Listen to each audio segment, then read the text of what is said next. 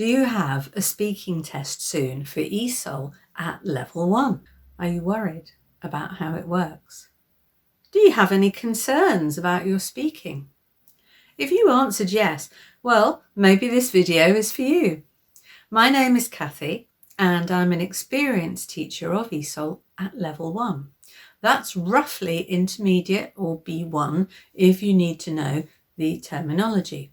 And I have a few tips to help you approach your speaking tests calmly and to achieve success, we hope.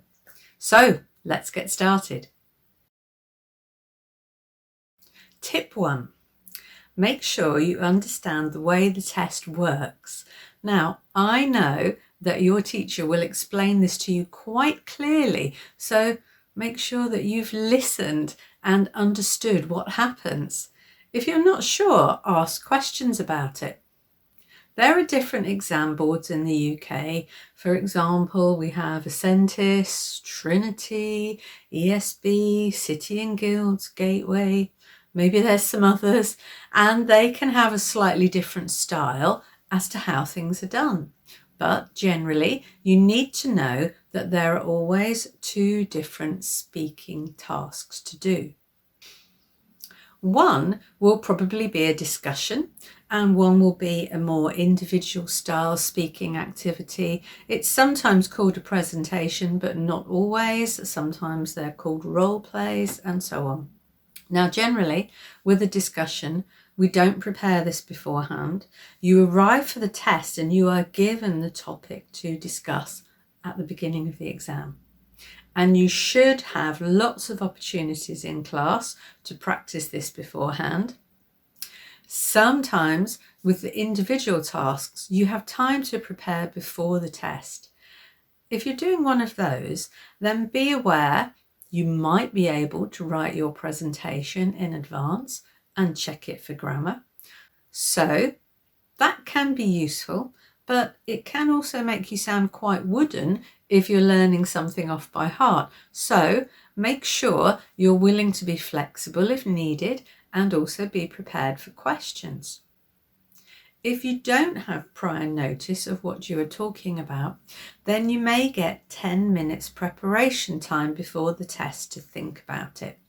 Which brings me to tip number 2. What's tip number 2? Make sure you really read or listen to the question or information about the topic you are talking about. No one really minds if you have an unusual or different opinion about it, but you could lose marks if you talk about something that is not the subject of your talk or go off on a strange direction. So try to stay focused on what you have been asked to discuss. So, no surprises. Tip number 3, look at the question next and make notes. The details of the question are there to help you, so structure your notes according to the question. Look, here's an example. This is an expired paper, by the way, and this one is free from the Gateway website to give you an idea. Now you can see that the question is displayed in bullet points, and in this particular example you will need to choose one option or the other to support and talk about. Now here's the example for the task 3 discussion. Can you see how the ideas to be discussed are structured? So your notes really need to be similarly structured using bullet points to show your responses. And remember, notes are not full sentences. This is important. This is not allowed because it looks like you're preparing exactly what you're going to say. And remember, this is a speaking, not a writing test. There'll be more from me about making notes in a separate video. Tip number 4, it might be obvious, but try to stay calm before you begin. Don't forget to breathe. What techniques do you use to stay calm? Think of the sea, blue sky, whatever makes you happy. It's only a short test. If you're feeling panicky, use some introductory phrases to get yourself going. If you're not sure exactly what to say, don't forget the really simple ways to get started which can help. For example, hello, good morning or afternoon, my name is, I would like to talk about, or today I'm going to be talking about ... And that should hopefully help the flow begin. Tip number 5, speak clearly and not too fast so that you can be understood. It doesn't have to be perfect. Please don't worry too much about your pronunciation, but be aware that other ESOL learners will be listening to you and they need to follow what you are saying, understand, and maybe make some notes of their own.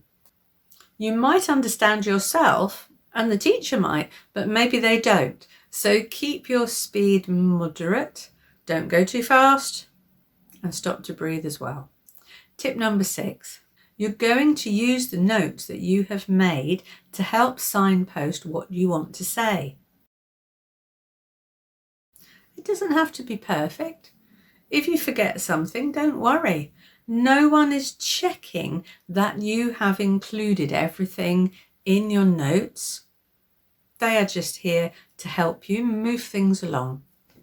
So don't feel bad if you forget something that you wanted to say and you want to check your notes. You can. Tip number 7, you are being tested on your grammatical skills and your accuracy and fluency in speaking. So try to practice with the new grammar you have been learning in class. Now for level 1, this is a lot.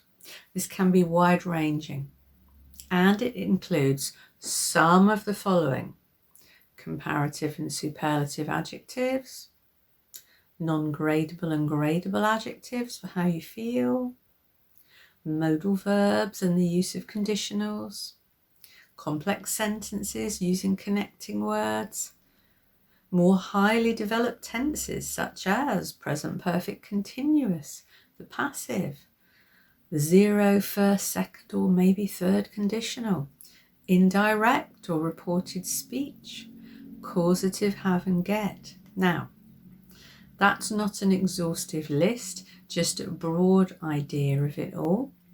These are all things you should be working on at level 1. However, don't forget that you're probably only speaking for 3 to 5 minutes maximum, and it's not especially likely that you will get all of that in. So don't worry about how much you cover. Just use what you're comfortable with. And furthermore, you might not have covered all of that yet in your classes. So work with what you know you can say or what your teacher has been trying to teach you. If it's a presentation, you can try to use a construction such as, if we do this, then something else will happen. Or if giving an opinion on what you want to see happening, you can try, we should, or we could, or how can we? All of that is valid. And don't worry ever about what you forgot to put in. Tip number 8, remember the difference between a personal speaking activity and a discussion, because the style will be different. If it's a solo presentation, others will need to listen to you and ask questions afterwards. So there's more speaking time for you without anyone interrupting. If it's a discussion, then practice within your groups or class how turn taking works and think about how to interrupt politely, ask questions positively, show opinions and reactions, or provide objections within a sensible framework. This is teamwork. You should be doing lots of practice on this. Don't drown each other out. Don't talk over each other. Give everyone in your group time to talk and say what they need to say before you can jump in. Maybe even agree who you will ask a question of in your group. You can even use some nice level 1 grammar to interrupt. Example, I've been thinking about what you said. Could I just check something? Tip number 9, you need to actively listen to what everyone else is saying. This is polite as well. Don't forget you expect them to listen to you too. So make sure you show good manners for this. Make a few notes about what you hear. Don't switch off in the middle after you've done your bit, because of course you will need to ask 1 or 2 questions. So be prepared. What's a good question? Practice your question forms for level 1 grammar. Here are a few good ideas. For example, how long have you been ... What might happen if we ... Should we ... And thinking about the questions is important because, of course, and finally, tip number 10, be ready to answer questions as well as ask them. So you may need to listen carefully to questions in order to give a clear and accurate response. And hopefully, if you get a good question from someone, you can use that grammar to give back a beautiful, accurate response. Here's an example. How long have you been studying English?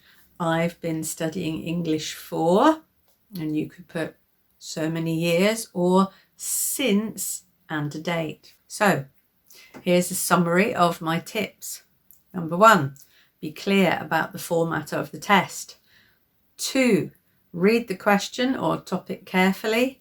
3, make notes to help your answer. 4, stay calm. 5, speak clearly. 6, use your notes. 7, be grammatically clear and accurate. 8, work with the others in your group. 9, listen actively and take a few notes. And 10, be ready for questions. All right, so those were my quick tips for speaking tests. I hope they were useful and that you can think about them when you're practicing to help you with whichever speaking test you are doing. Good luck. See you next time. Bye for now.